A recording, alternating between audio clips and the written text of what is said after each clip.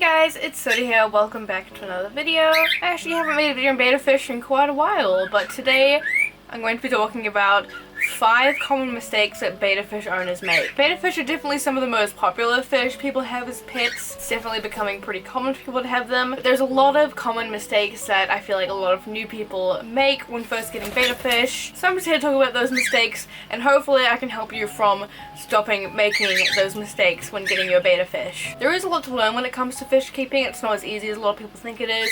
You can't just get a fish and get a tank the same day and just put them in some tap water. That's how fish tend to die pretty quickly.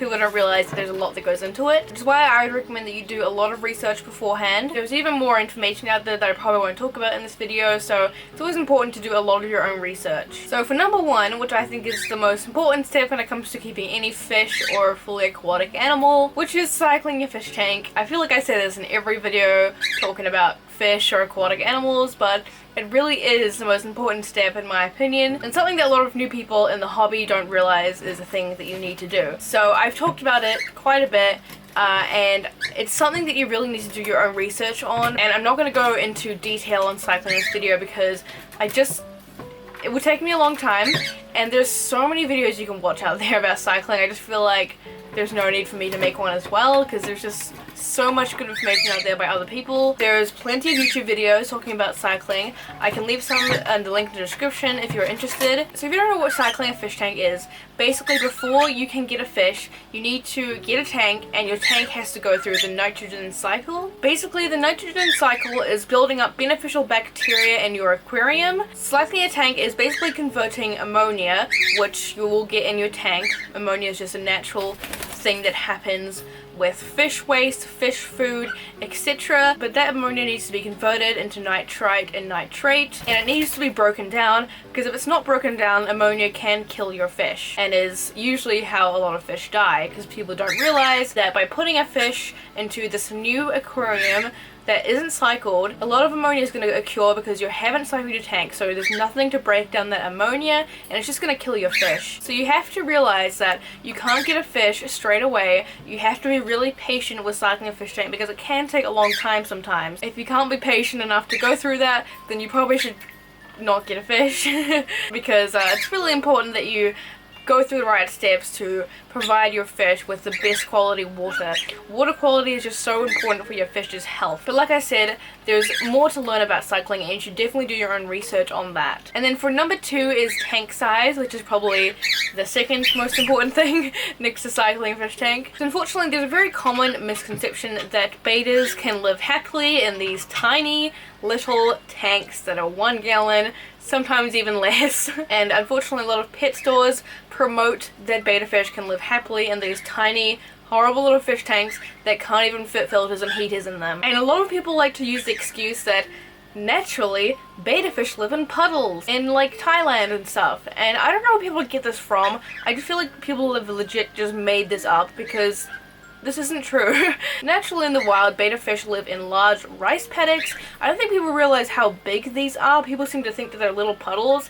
They aren't little puddles. They're very big. It's true that a betta fish could potentially survive in a small tank, but you don't want your fish to just survive. You want your fish to thrive and actually be happy. And also, a small tank is just really annoying to clean, and it's a lot easier to just have a good sized tank. And betta fish still don't need big tanks. The minimum for a betta fish is what I recommend is 5 gallons, which is still like a pretty good size. It's pretty small compared to fish tanks that other fish need, like goldfish. But I don't know why people can't just get them a 5 gallon tank. It's really not that big. It doesn't take up that much space. But 5 gallons is definitely the minimum for a betta fish. I believe they can live happily in 5 gallons for their whole life. But of course, if you want to, bigger is always better. But you also don't want to get something that's too big, because there are some bettas, specifically ones that have super large fins, that can struggle to get to the surface if the tank is like very big or something. But you probably won't have this issue unless your tank is like, I don't know, 40 gallons. And this means no bowls. Bowls are always just way too small. You can't fit the proper stuff you need for a betta fish to thrive in there. You can't fit a heater, you can't fit a filter. and it's just way too small. And it's a pain in the ass to clean. I don't even know why you would want one. Fish bowls are actually seen as pretty cruel in a lot of countries and are even illegal in many countries, so that's pretty clear that they aren't very good for fish. Not only are they way too small, it can also cause their vision to be kind of warped, and I've heard that actually can stress them out. And please, if a pet store employee tells you that they will live happily in a 1-gallon tank, don't take their advice. Keep in mind that a lot of pet stores are just there to sell. Most employees aren't actually very educated on fish care. That's not me trying to like shit on them or anything, like it's true that they're just kind of taught to sell things, not necessarily taught how to actually properly care for an animal. Now that's not every store, this is more chain pet stores I'm talking about. There are like specialty like fish stores that are a lot better, but when it comes to chain pet stores, they aren't actually taught the appropriate care of most of the animals there. So please keep that in mind. You should be doing your own research, not just relying on pet store information, where they're pretty known to not be very good with their fish care. And also, they get their animals from breeding mills. It's really best not to support that kind of terrible breeding. Now, number 3 is housing with other fish. So betta fish are also called Siamese fighting fish because they fight to the death sometimes. And it's pretty common for a lot of people not to realize that they can't be housed with other fish most of the time. Now, there are exceptions, and you actually can, a lot of the time, house bettas with other fish with no problems. Yes, it can work sometimes, but I've had it work before. I've also had it not work before with another betta. So it very is dependent on your betta's personality, and you also need to factor in things like your tank size. So if you have a 5-gallon tank and you have a betta fish in there and you want to add some more fish, you can't do that. 5 gallons is only the minimum for a betta fish. That is not the minimum for adding more fish to your tank, and it's highly likely that you will have a lot of problems trying to introduce fish to that size tank, because betta fish are extremely territorial and will probably fight anything you try to add in that size tank. Plus, that will be overstocking your tank as well, which you don't want to do. You want to make sure that your filter can actually handle the amount of waste that's being produced by having multiple fish. So if you do want to try introducing fish, the best thing you can do is having a larger tank. Let's say like a 70-liter tank you could potentially try. Bigger would probably be better, but it's something you can try starting out with just some couple of small fish. And I've heard that the best thing to do is to add the other fish first and then add your betta later on. That way they won't be as territorial because it's not necessarily their territory. Bottom dwelling fish would be the best option to go with if you do want to introduce fish in there, like corridors, because they will be staying at the bottom most of the time and betta fish stay at the top. But you can also go with like a schooling fish of maybe some tetras, like some neon tetras or something. Guppies would be okay, but you do have to keep in mind that guppies can sometimes be very nippy, but honestly the same with other tetra species as well, can sometimes be nippy, and they can nip at the betta's fins, which you definitely don't want to happen. You have to keep them in mind, keep an eye on that, and it's very important to have a spare tank handy just in case things don't work out with your fish and you do need to separate your betta. Make sure you do have a spare tank in case that happens. But sometimes you'll get lucky and you might have a really chill betta who is just happy to live with other fish without any issues. But yeah, you should still keep in mind that sometimes it doesn't work out and you just kind of have to accept that, which is why you should always be prepared when trying to introduce your betta to other fish. And don't house bettas with other bettas. I mean, unless you're doing like a female sorority tank, which can work out sometimes. Sometimes it actually can't work out. Male betta and a male betta, no. I don't think it's worth the risk. Even if some people have said they've done it before, I personally don't think it's worth the risk of your betta's lives just to have 2 of them together. That's just my opinion though. Number 4 is not using a heater or filtration. So betta fish are tropical species of fish, so they do need to have warm water. It's sitting at around like 24-25 degrees Celsius at all times. I see many people not using heaters in their fish tanks, and I understand that a lot of it is probably because they live in an area where it's always warm. Even if your water does stay pretty warm, it's not just about it being warm, it's about it being consistently at the same temperature. And I don't know, maybe there is some people that live in a place where the water will constantly stay at 25 degrees Celsius.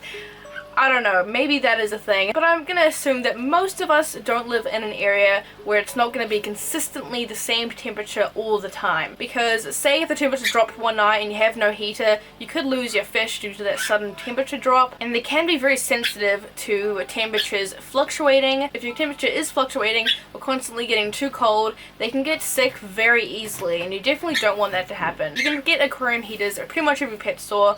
For betta fish, usually you only need like a small one, but I do think it's a pretty good idea to always have one. You should also be careful when you're doing water changes. You want to make sure that when you are adding new water to your tank that the temperature is the same, because you don't want to put your fish into shock. And then for filtration, I think you always need to have filtration. Okay, there's some exceptions people I know are going to comment about because people always do that. Yes, there's some exceptions if you have like a crazy planted tank, but we're not really talking about that here. We're talking about just like most people don't have an insanely planted tank, so most people do need filtration. So yes, filtration is very important. A lot of tanks might come in with built-in filters, which is great, but you also need to keep in mind that bettas don't like having super fast filtration, and I've heard a lot of people say that, oh, they don't like fast filtration, so don't get a filter. No, that doesn't mean you don't need to get a filter. That just means you need to get a filter that's not got super powerful filtration, which is very easy. Sponge filter, the way to go. Honestly, they're super easy and great for betta fish, and it's just good to have water movement all the time. Honestly, keeps your water clean. You don't have to clean filters too often. You don't want to over clean them or anything like that. Basically, when they just look dirty, you can clean them with using like used aquarium water. Like when you're doing a water change, you leave some water in the bucket and then you clean your filter with that old water, because you don't want to use your straight tap water because you don't want to like crash your cycle or anything like that. You want to keep all the good beneficial bacteria in your filter. But yeah, I promise you filters are really easy and they're super beneficial for your fish. And for the last one, number 5, kind of a less important one, but it's having good accessories and hides and plants in your tank. So definitely not as important as the others, but I still think this is an important thing to have in your tank. Betta fish are fish that like to just chill a lot of the time. They can get exhausted, especially if they have like large fins. They can get quite exhausted and like to just rest a lot of the time. So I think it's a good idea to have your tank planted.